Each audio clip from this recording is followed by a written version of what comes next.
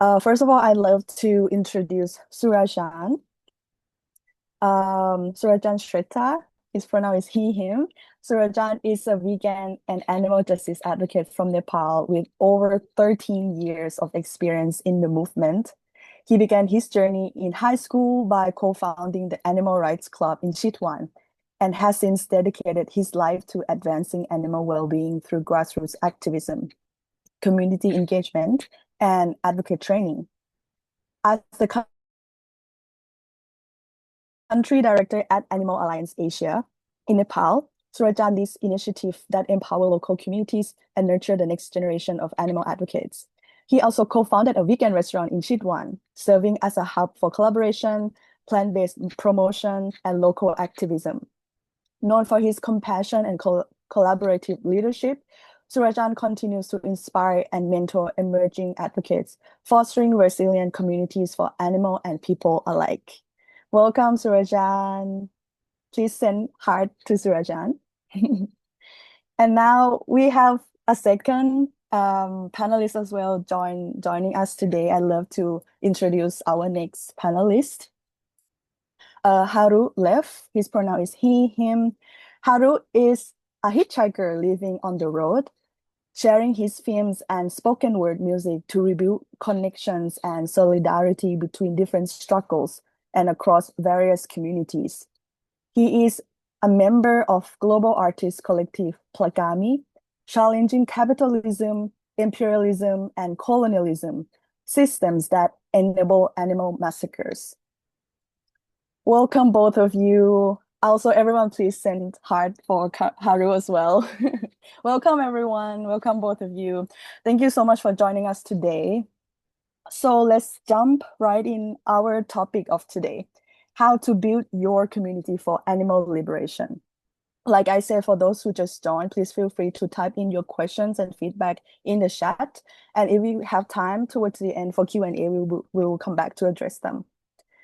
So before getting into the how to build community, I think it would be great if we can step back and hear from both of you the background in your experience in community building, because I'm sure that the short bios that I just used to introduce you cannot possibly do you justice on how much you have been dedicating and working on the ground, building the community like you have today.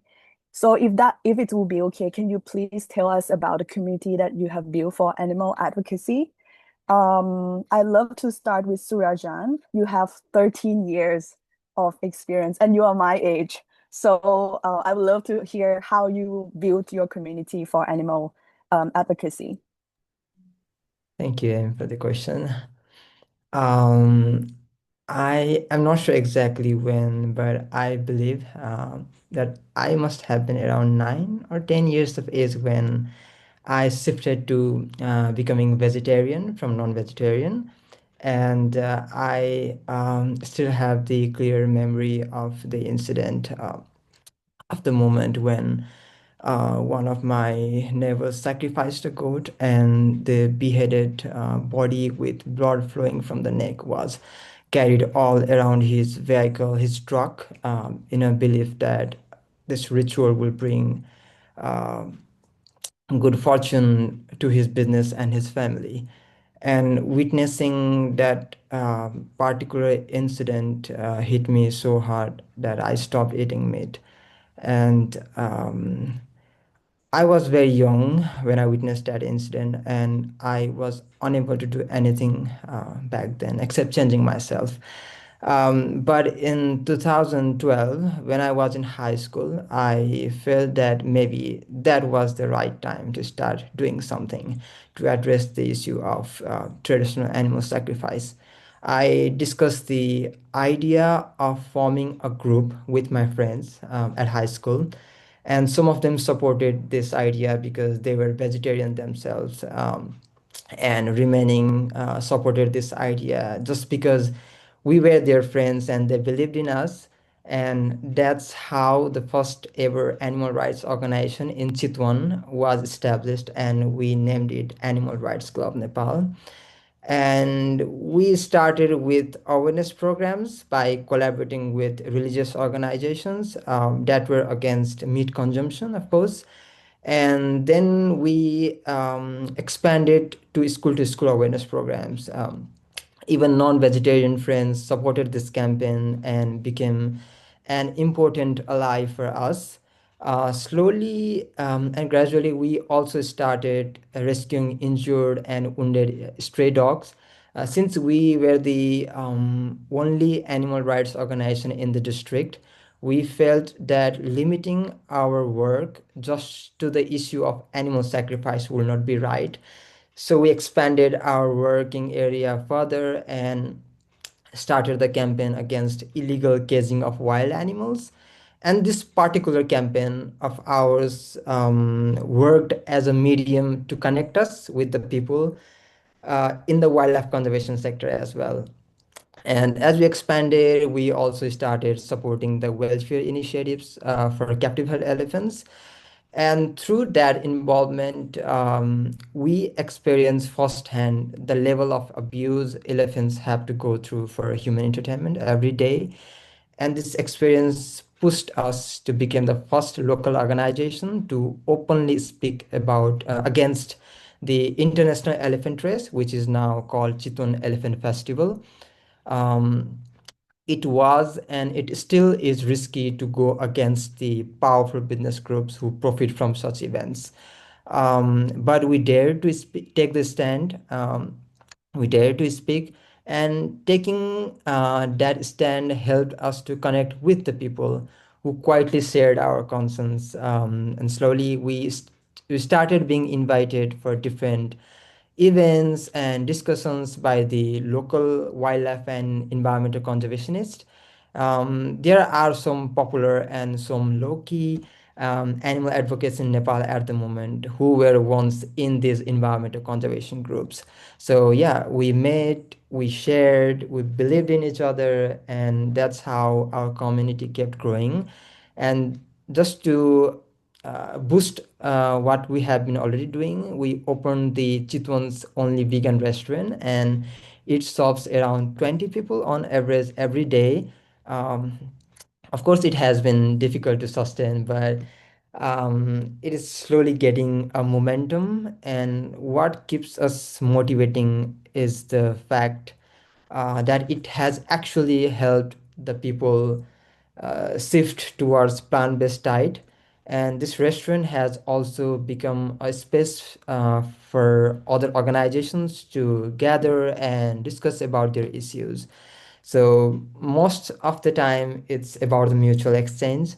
Um, yeah, so when we show solidarity to their issues, they also tend to discuss about the issue that we prioritize, and this leads to more awareness among the people. So yeah, in this way, our movement for animals is getting stronger with the growing number of supporters as well. Yeah. Wow, that sounds so amazing. Like it started like first, like you said, from yourself as a kid witnessing violence towards animal, and then as you grow up in high school, you like connect with your friends who are vegetarian or like think the same way, and it seems that though like you start with collaboration because at the beginning you also start like finding allies in other religious group who also against animal consumption, and right now you do so many things like not just farmed animals but for wild animals like elephants and other species as well. So I could see how like a small point of starting point expand within your community in Chitwan. Wow, it's so like so awesome. Thank you so much, Surajan. Now I want to hear from Haru as well. I think as we some of us who might already know that Haru is like in the bio living on the road as a hitchhiker. I wonder how like background in community building that Haru has been like leading and engaging with would uh be like or similar or different from like Surajan's story. If you like to start, Haru. Okay. Hi, everyone. After hearing that, I'm a little bit embarrassed to share, but anyway, uh, I'm usually nomadic, but during the pandemic, I went to Korea and started a long-term project for the first time called Planet A, which was a huge collaborative project, filmmaking process for animal liberation. I organized it with a lot of musicians and artists, mostly based in Korea. For that, I made a sort of independent production company and just named it Plagami to look a little more professional for fundraising. I started with 2 vegan artist friends, and soon after 2 more joined. Then I got so much help from them in many different aspects. And after the Planet A project, we didn't officially broke up. So that's our community. After I left Korea, even though we had no project or any physical form, I was keep adding more artists who I met on the road, whose work are vibing with ours, like for animal liberation. So now we are more like an online collective of 10 artists sharing similar thoughts, recognizing that we exist somewhere in the world. It doesn't mean much, but I think it means something.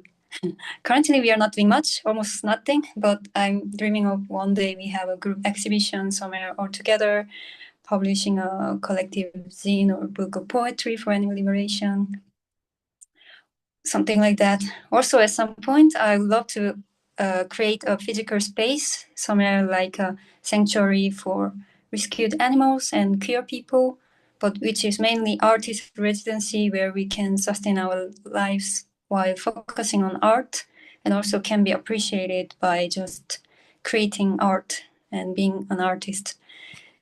So as you see, my community Plagami is almost not existing for now, but I don't think any community have to be solidly or constantly doing something.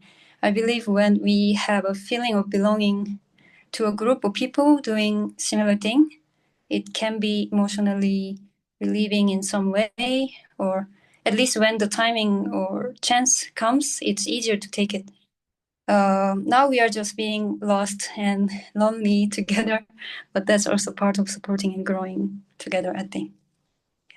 Yeah. Wow, thank you so much. I can see that like the common point of your community and Surajan community, I think it starts by yourself and reaching out to your friend, like your artist friend who is also vegan and want to create something together. But I think your community is slightly different when it's doesn't have to be limited in one city or one location. When while you're traveling, you also meet other people along the way, and now it becomes more like a global network of artists who want to create something together, and it's beyond borders or like physical barriers. And I think that's also something very interesting as well, because in my mind, we will like just to tell you a bit, like I grew up in Bangkok, a big city, and I don't have a very good concept of what a community is because everyone is so busy. We just do our own thing. So it's so like eye-opening to see the community definition from your experience, both Surajan and Haru. Like it can be within like a space, but also it could be bigger than that as well. So yeah, that's really interesting. So like now that we talk about community building, I think it would be nice also to share or to talk a little bit about how it is important for animal liberation, for our movement. Like based on your experience, can you share us why community building, in your opinion, is important for animal justice movement? Maybe this time we can start with Haru first.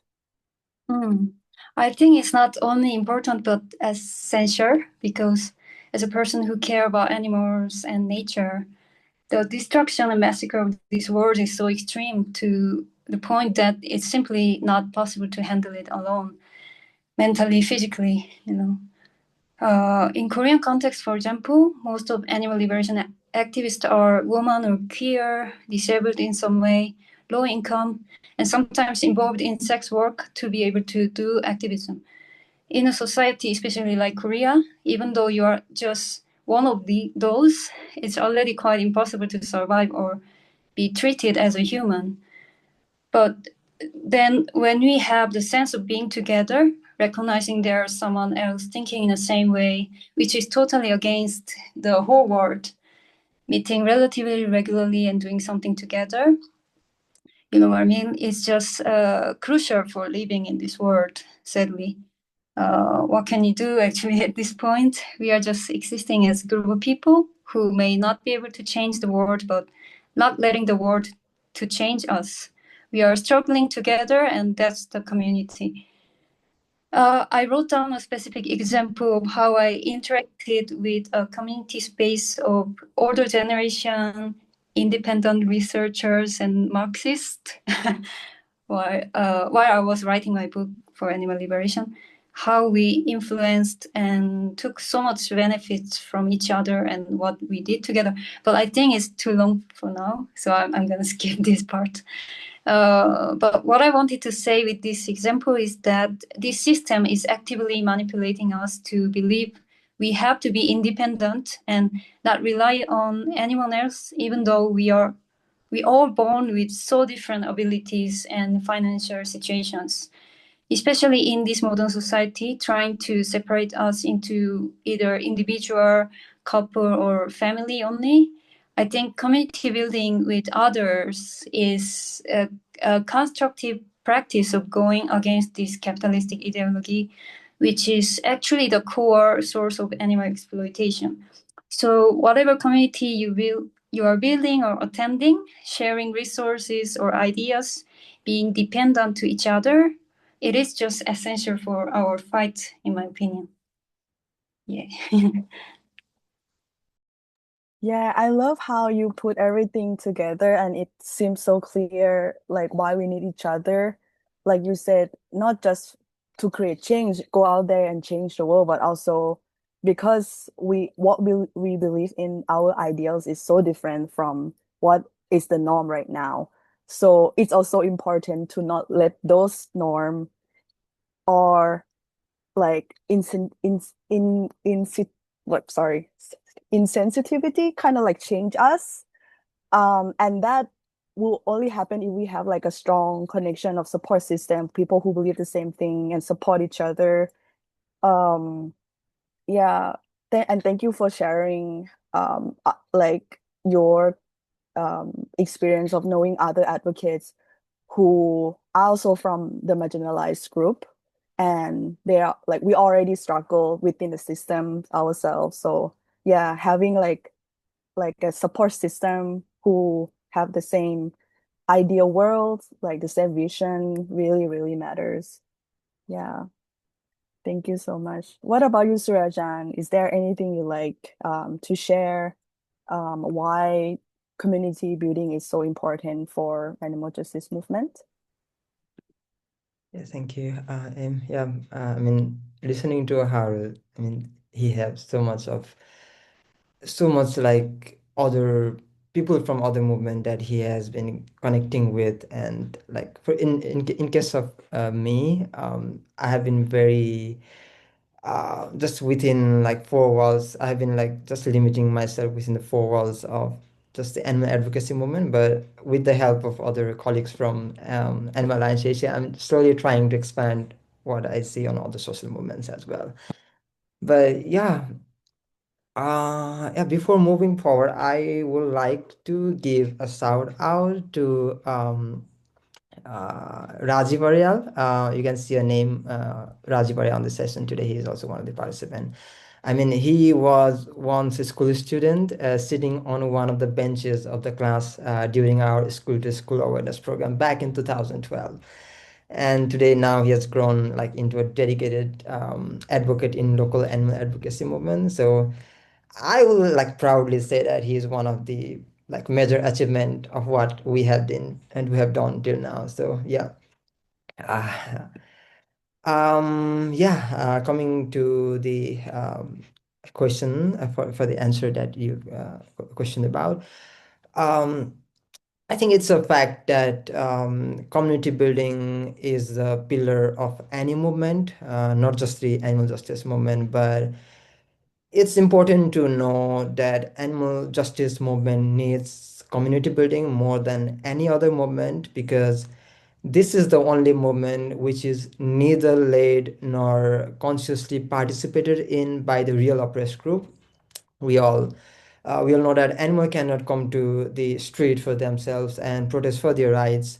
But unlike in any other social justice movement where humans are both the oppressor and the oppressed group, this one is totally different, with one whole species as the oppressor and the entire category of non-human animals as the oppressed group. And this movement still lags behind, just because most of the people find it very difficult to empathize with animals. And even if a person tries to fight against the system for animals, then he or she or they have to go against the majority of their own species, and we can imagine how tough it is um, to take a stand against the majority of people who do not agree to what we believe in. Also, there are some incidents that I know of where a vegan changed themselves into non-vegetarian. I'm not talking about vegetarian changing themselves to non-vegetarian, but a vegan changing themselves to non-vegetarian when they didn't find that community, that support system to lean on. Actually, there is an incident. There was an incident that I would like to share with you all. Um, in one of the districts of Nepal where there is still no animal advocacy movement happening, there was a very young vegan, and he became vegan after witnessing the cruelty over animals happening all over the world, of course, through social media. And after becoming vegan, he tried to influence the people in his circle, but couldn't succeed. Where there was no support system, he tried to build one, but he tried to build one with the help of other activists outside of his district, but couldn't continue with it for long. And as time passed by, he started feeling burned out because there was no one with him in person to support what he believed in. And slowly he began to fall apart, leading to become a non-vegetarian and slowly started consuming meat products. We know that humans are social animal and they seek companionship. And they strive to find that space where they could pour out their feeling and release themselves. They want to laugh, they want to cry, they want to find love and affection, they want to be happy. So yeah, when you are fighting for animals, you are likely to be seen as an odd man out, or odd one out, odd person out, especially in a place where you are the only person who believes in something like that. Yeah, in such situation, there is like sufficient ample room for you to be alone, lonely, and sometimes even leading to change your own belief, simply to validate or prove yourself in front of the people you seek to join. I think if there had been an existing community of animal lovers or advocates, then that particular young vegan fellow will not have had to change in order to validate himself. In fact, he never might have had to validate himself. Having a community not only prevents oneself from being alone, but also gives them, people like him, a sense of security among the like-minded people, um, helping with growing the community and strengthening the movement. I think the only way to grow this movement is to have more and more people joining this movement who don't only change themselves, but also serves as a support system for other advocates, for other activists to continue the fight against the oppressed groups, of course, that is for animals. And yeah, I think that is exactly why community building is important in our animal justice movement. That's all. Thank you so much, Surajan. Thank you so much also, Haru, for sharing your perspectives on that. And now we know why it's so important. I think everyone here today that join us also would love to build our own community for animal liberation as well. I'm also trying to build one. So I love to hear your advice. Basically, like if you could advise us on how can people who are interested in building their own community for animal liberation, like any advice from based on your experience. Would you like to start first, Rajan? Um, yeah.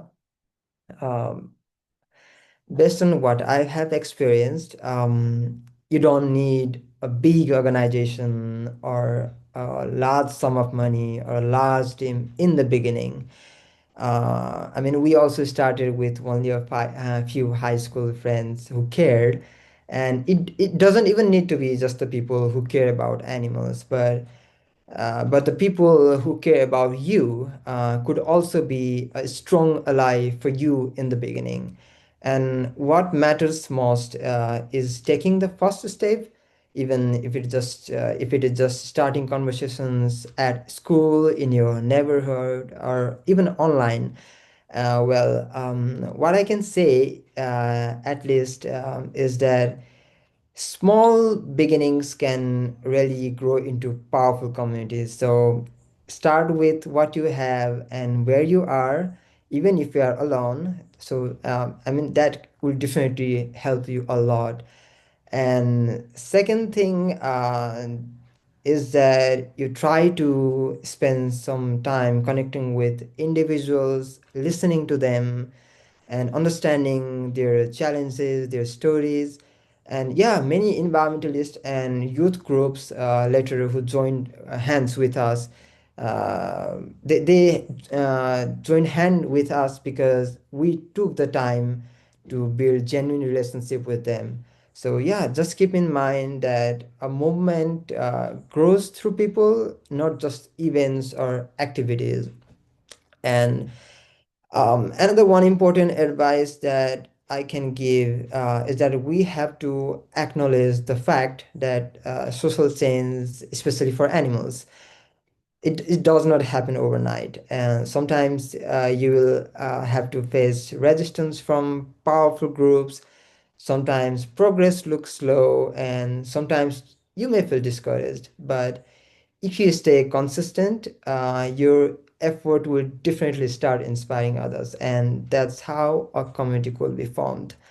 And the last advice that I can give you is that, and the most important one definitely, is that animal liberation movement is one of the least concerned movements for most of the people.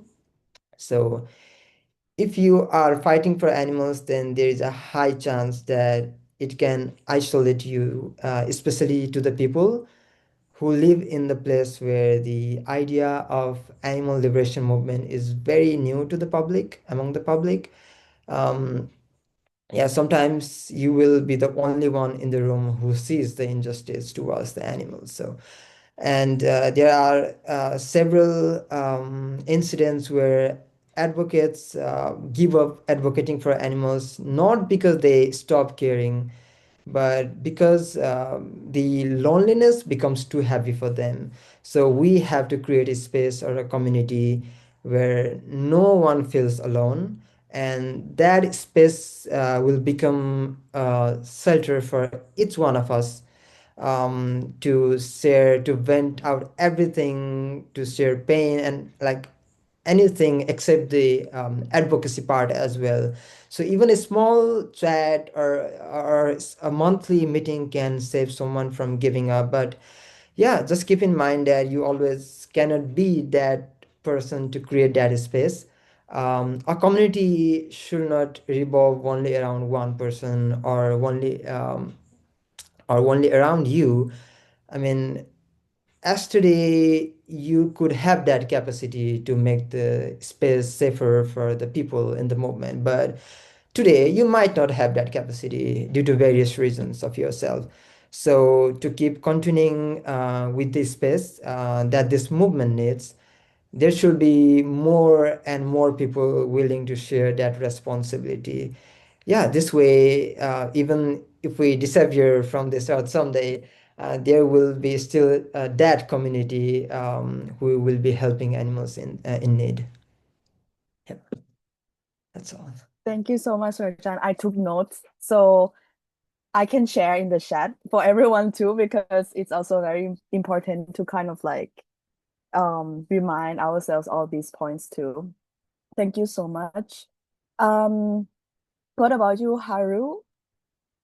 Could you share with us some advice? Oh, I wrote down here so many random ideas, but I will try to see.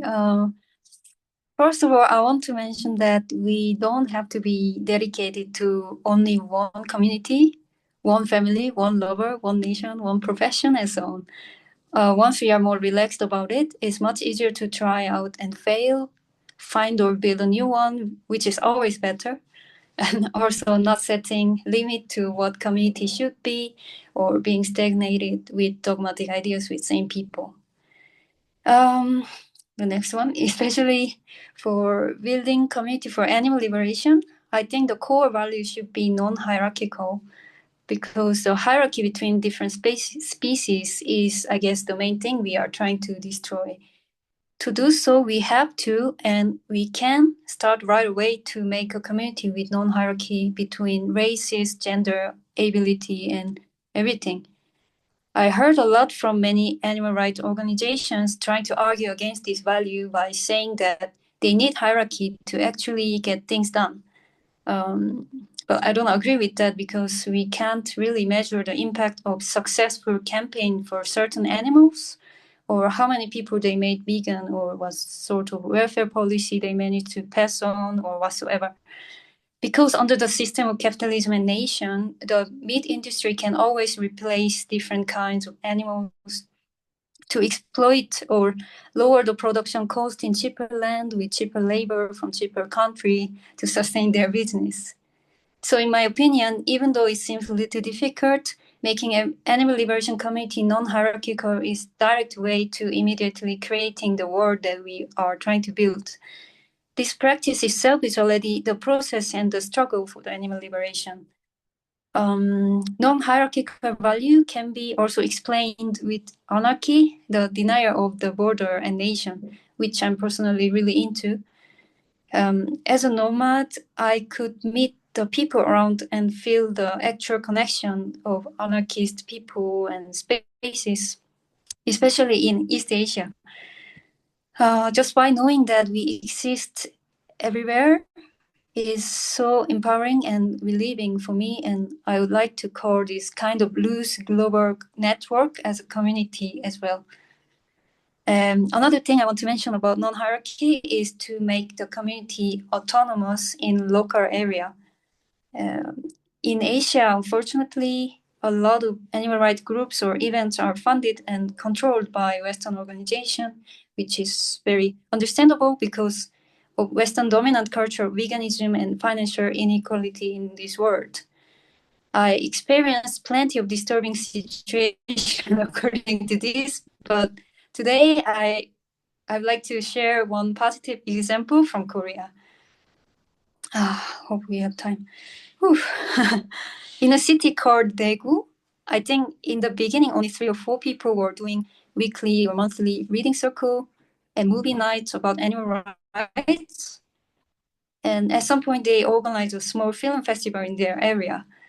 As this project, the film festival became annual, they formed a vegan animal rights organization, very little one. And then some of them opened a space which is mainly vegan bakery, but also certainly community space that is used for organizing so many different meetings and events. And a few years back, they started making a counter festival against chicken and beer festival, which is really big in Korea. This one became annual as well, has been growing so much bigger every time. And like 2-3 days ago, I saw a post of them going to Vigil together to the slaughterhouse autonomously without any international organization involved. and they just had also 6 years birthday of their community space. So community can be just started anytime, anywhere, with maybe 2-3 people, maybe with a small project or something, you know. I have to mention that Daegu is officially like really the most conservative city in Korea, where they need community much more than Seoul, for example, even just for surviving as who they are. And interestingly, Daegu also has second biggest or oldest queer parade in Korea. I think this explains a lot how much we need community and where we need it even more. The sense of we are not alone, we don't have to do this alone, we are everywhere and we are connected and sharing similar dreams and slowly making it happen. I think it's so nice to share dreams from different sides of the world, because obviously resources are not distributed well throughout the world. So our imagination can be limited. I wanted to share 2, but maybe just one for now. About 2 months ago, I went to Encuentro por los Animales, the annual anti-species event in Latin America. They had second one this year. It was so inspiring to see how happy and empowered when they gather, sharing things from all over Latin America. They are changing location every year within Latin America, and they only give the floor to local activists. So it was very autonomous, local, non-hierarchical, intersectional, revolutionary, and so on. And yeah, I have. So even after that, I have clear dream or vision to make something like this happen in Asia. Again, there are already a small group of people in a group chat who are dreaming this together. And I think some of them are here in this session now. I'm really excited to be part of this, to finally contribute something for the animal rights community in Asia and meet you or offline. Yeah. Thank you so much, both of you. I feel like after listening to both of you, like community building is not something we do. It's not a verb. It's more like who we are, like something that we are. Like maybe it's also kind of reflect to what Haru said, that we don't need to do something all the time, but we're just like connected and we just be there and exist. It also like a community as well. And if something come up, maybe we want to join and jump in and do something. So yeah, that's I think I like that understanding of community too. And now since we have a little bit of time, I'd love to throw in an extra question for each of you, a different question. If it's okay, I'd like to start with Haru first. Like I know Haru and also been following his work for I think since first I saw his film Planet A at AACA a few years back.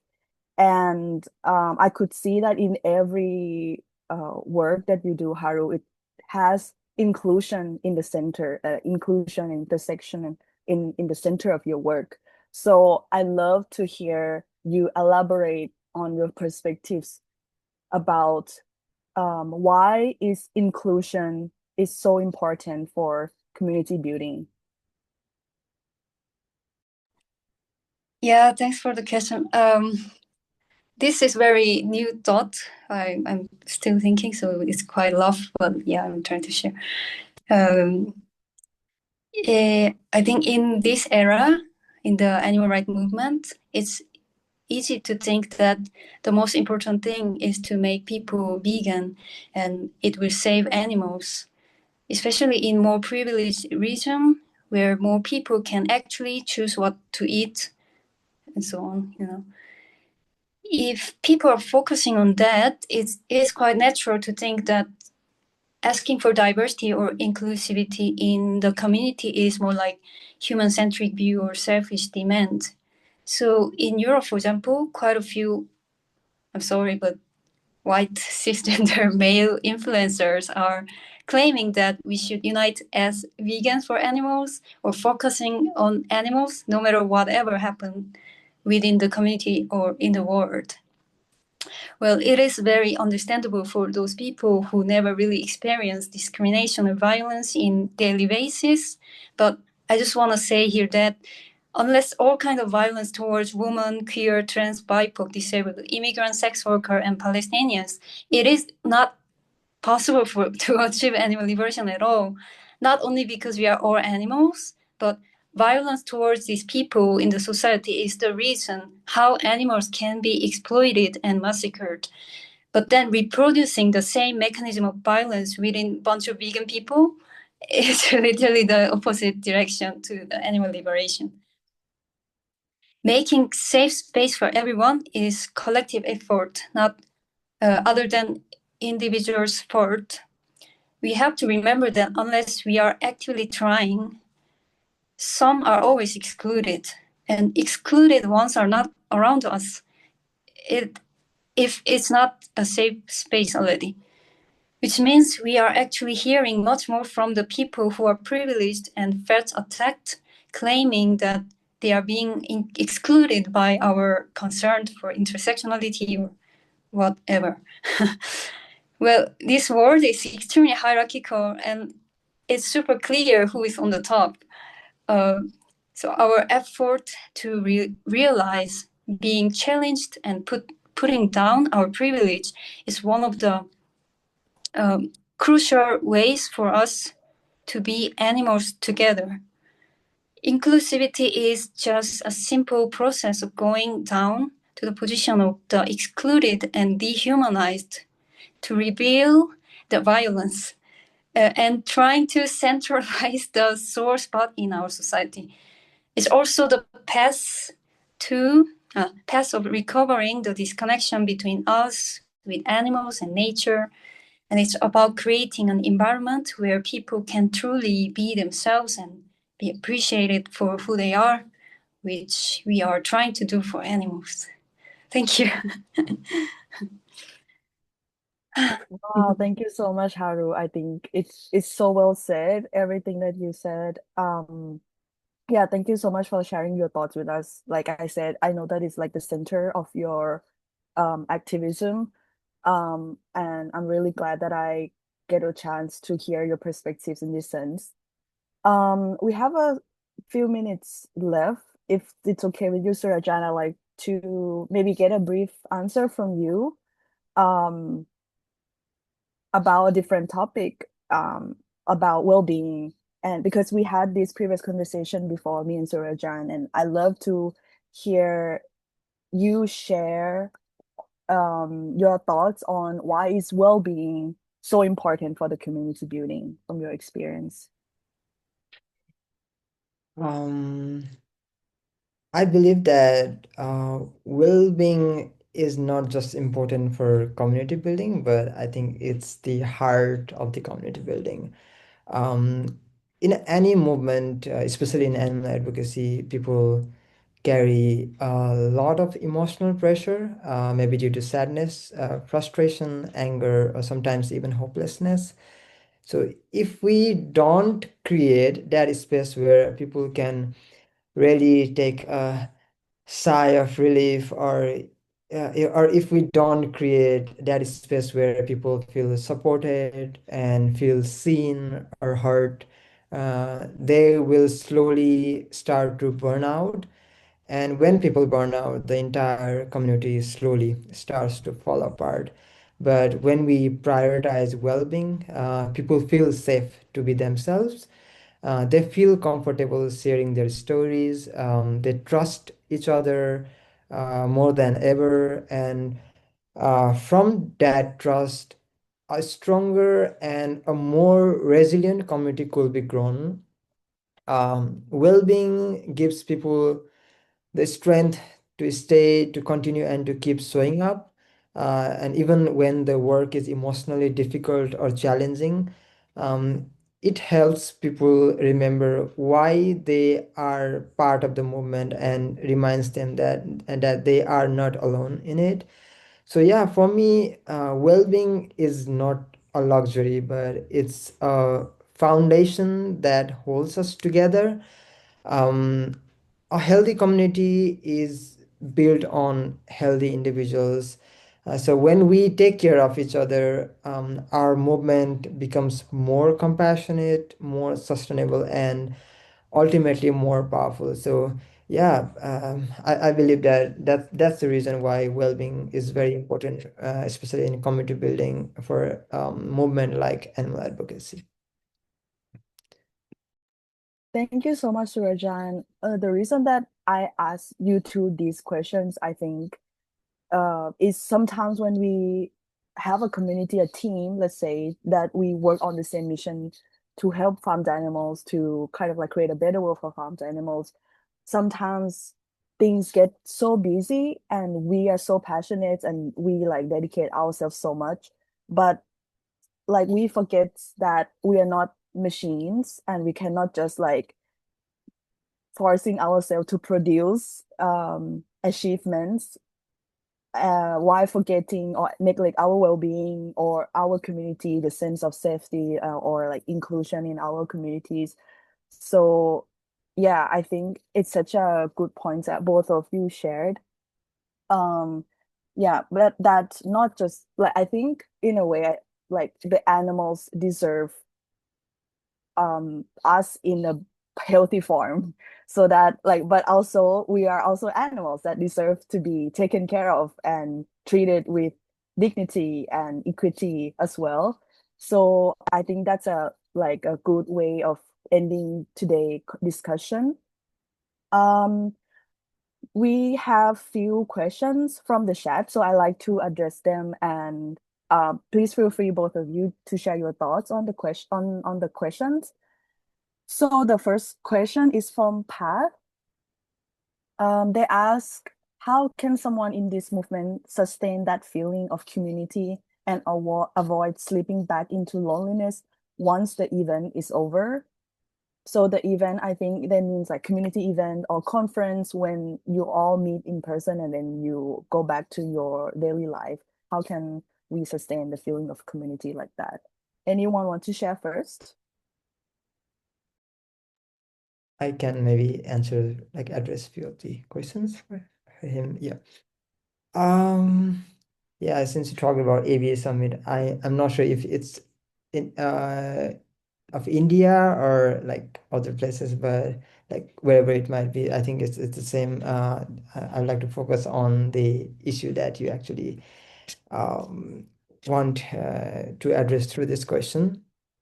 Um, yeah, I think sustaining that feeling of community after events like ABS Summit is one of the biggest challenges in our movement, because at one time this event creates a very warm, energizing environment, and then suddenly everyone goes back to their own lives, their own struggles, and that that shift, from like having whole bunch of people together at the same time, then again like being back to a very very just a single you can be a very lonely thing. But from my experience, what you can do, like try doing, is that maybe you can like stay in touch with those people intentionally, like creating a small WhatsApp group, or maybe monthly check-in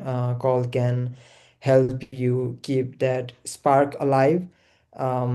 Yeah, when people keep talking even casually, they stop feeling like they are doing this work alone. And also, I think I have heard your name. I believe I think that you are from India. So I think there are lots of people, advocates in India, who are actually doing great work. And even I have lots of animal advocates in India, my friends over in India. And if you want to get in touch with them, you can like just message me, and then I might help, just as a mediator to bring two of you together, and maybe it will be helpful for you in the future to build that community that you are seeking for. So yeah, that's all I can say for now. I hope it answers your questions, Parth. Thank you for the question. Thank you. Would you like to say something maybe briefly, Haru? Because we also I have think, another question. It would be great if yeah, we could answer that one I too. think we can just skip it. I think he Okay. answered well. Okay. The next question is from Roxy. Roxy asks, do you organize any rituals with your community, like meetups, any activities, brainstorming? Please share if there's any.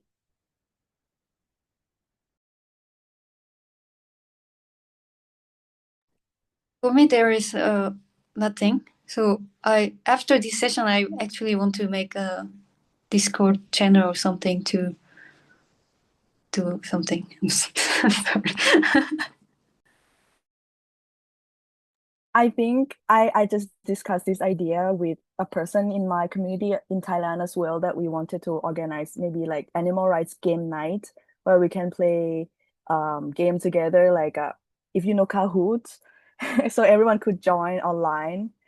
It's like a program website, I think, that we can create question and people with their own device can answer the question, and then who get the highest score would win.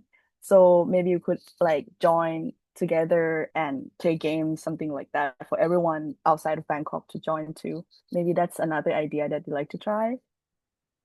What about you, Surajan? Anything to share? Um, well, in the community, I mean, in our local community of animal advocates, we meet up very like casually outside for the movement as well. I mean, when we have any personal issues to talk about, or if there is anyone working in different organization, if they have any uh, things going on with them, which might be related to burnout or anything, then we actually gather together and try to listen to such people. um yeah, it's I think it's we the thing is that in here in where I live, I don't create a very formal community. I just love to create a very informal or very casual environment with us, so that no one feels hesitant to share what they feel. So yeah, and whenever anybody wants to talk about any ideas that they want to work on, we just like somebody calls and we just at one moment we are in house, and another moment we are just in a group together all and discuss about the idea that they are thinking of. So I think it's more about making things safer, so that everyone will feel easier to share what they have on their mind. Yeah, it's not about the ritual though. Thank you so much, both. I think we are reaching towards the